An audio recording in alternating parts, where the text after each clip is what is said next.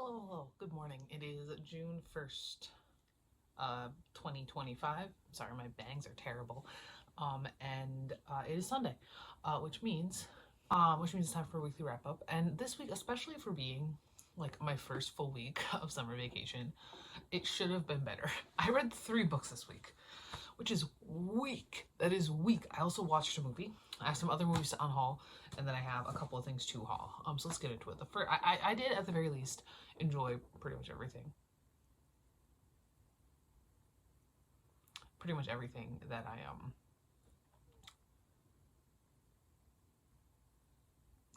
read. So first up, the first book I finished was The Choir Boys by Joseph Wamba, and this is it's a novel from the 70s, and it follows this group of these terrible police officers, and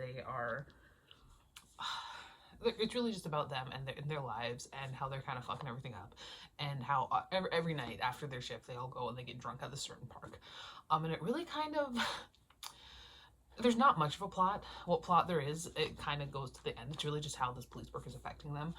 It is very funny, in a very 1970s kind of way. So you might not find it funny. I found it I thought it was hilarious. I honestly, the more I read this book, just the fonder I was of it. Like, it was just like, I was enjoying the characters. I was enjoying being like along for the ride. It was a funny time. It was just a very well done book. I gave it 5 out of 5 stars. I think it's gonna be one of my favorite books of the year. Right after that, I read a book that was like almost there.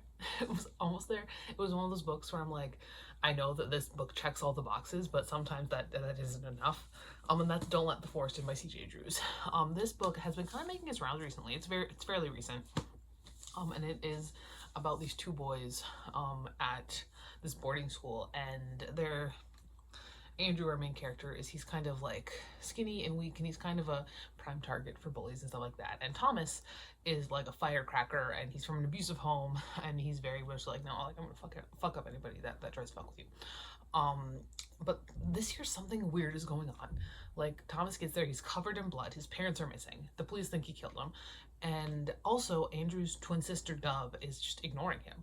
Like, she's just not ever doesn't have the time for him at all, and she seems to be distancing herself from other friends. Now, when it comes to the twist, I kind of saw it coming about halfway through. I was like, wait a minute. And I was right. If you've read, I'm not going to spoil it for you here. I don't know, like I said, like, this is one that felt like it really ticked all the boxes, but it just, I don't know, it just wasn't quite enough. Like, it just wasn't quite there for me.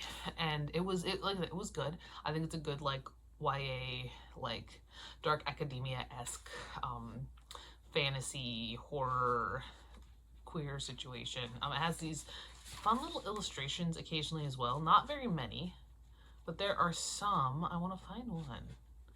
They're not going to show up now. But it's very fun. It's very, very, very, very, very interesting. I give it 4.75 out of 5 stars. All right. Then I read The First and Last Demon by Hiyodori. This is a Rainbow Crate edition, and it is absolutely gorgeous. It's the prettiest book I think I've ever seen. What this is about this woman.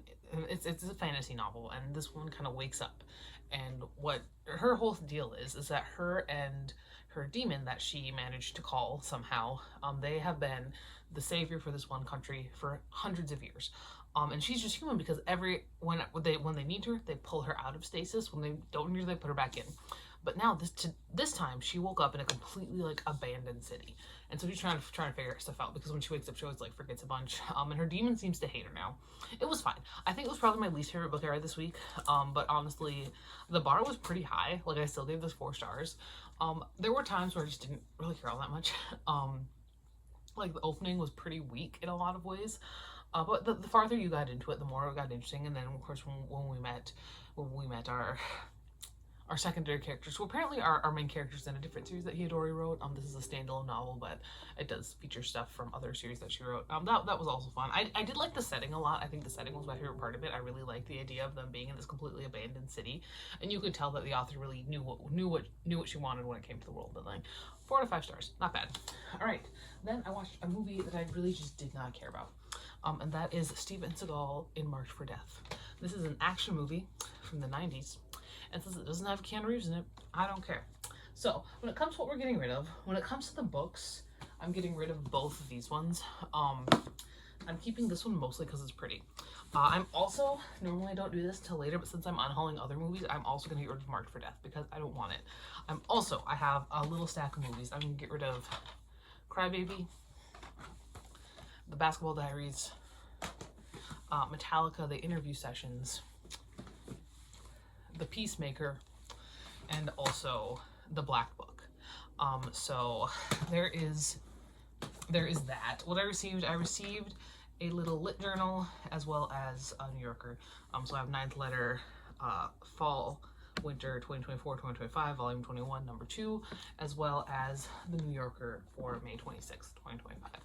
So that's that. I'm hoping that my next week is like a little bit stronger, both in terms of like what I read and everything. But yeah, I feel like it was a week.